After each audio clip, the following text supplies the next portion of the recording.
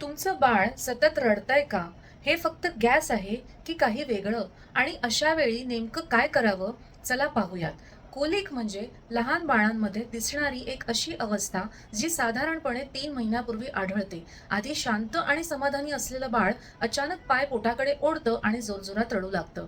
आश्चर्याची गोष्ट म्हणजे इतक्या वर्षापासून ही समस्या ओळखली जात असूनही आज तिचे नेमके कारण विज्ञानाला पूर्णपणे माहीत नाही.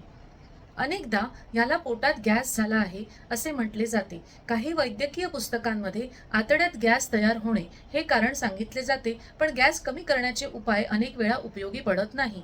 त्यामुळे फक्त गॅस हेच कारण आहे असे ठामपणे सांगता येत नाही. बाळ का रडते? भूक लागणे, एकटेपणा वाटणे, थकवा येणे, भीती वाटणे, ओले कपडे असणे, पोटदुखी किंवा इतर वेदना, चिडचिड आणि अस्वस्थता. पूर्वी अनेक पालकांना सांगितले जायचे, रडू द्या, उचलू नका, सवय लागेल.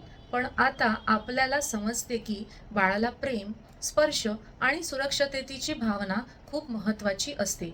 जर तुमचे बाळ रडत असेल, तर त्याला जवळ घ्या, शांत करा, कारण समजून घेण्याचा प्रयत्न करा. कारण कधी-कधी आईचा स्पर्श हेच बाळासाठी सर्वात मोठं औषध असतं. होमिओपॅथीमध्ये फक्त कोलिक किंवा गॅस पाहून औषध दिलं जात नाही. बाळ रडताना कसे वागते, त्याचा स्वभाव कसा आहे, रडताना त्याची प्रतिक्रिया कशी असते, याचा बारकाईने अभ्यास केला जातो. उदाहरणार्थ, खूप चिडचिड करणे, रागाने रडणे, भीतीमुळे चिटकून राहणे, थकव्यामुळे सतत रडणे, पोटदुखीमुळे पाय पोटाकडे ओढणे, सतत अस्वस्थ राहणे, या लक्षणानुसार बाळाच्या वर्तनानुसार योग्य होमिओपॅथिक औषध निवडले जाते. त्यामुळे केवळ रडणे कमी होत नाही, तर त्यामागची तक्रारही शांत होण्यास मदत होते.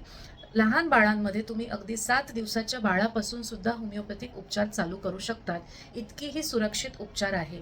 आणि मूळ कारण आपल्याला माहिती नाही त्यावेळेस आपण सिम्प्टम, लक्षणं आणि बाळाचं बिहेवियर बघून सुद्धा होमिओपॅथीमध्ये औषध देऊ शकतो. हीच होमिओपॅथीची खरी ताकद आहे.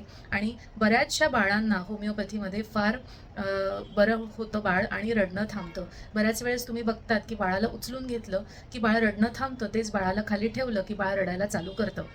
किंवा रात्रभर बाळ रडतं आहे आणि दिवसभर बाळ झोपतं आहे. अशा काही लक्षणांवर सुद्धा होमिओपॅथी खूप छान काम करते. बऱ्याच वेळेस दात येतानाची अवस्था आहे तेव्हा सुद्धा बाळ रडतं, त्यावेळेस सुद्धा होमिओपॅथी खूप छान काम करते. तर लवकरात लवकर सुरुवातीलाच होमिओपॅथिक उपचार घ्यायला चालू करा आणि तुमच्या बाळाची प्रतिकारशक्ती चांगली ठेवा. मी डॉक्टर योगिता, माइंडवेल होमिओपॅथीची संचालिका.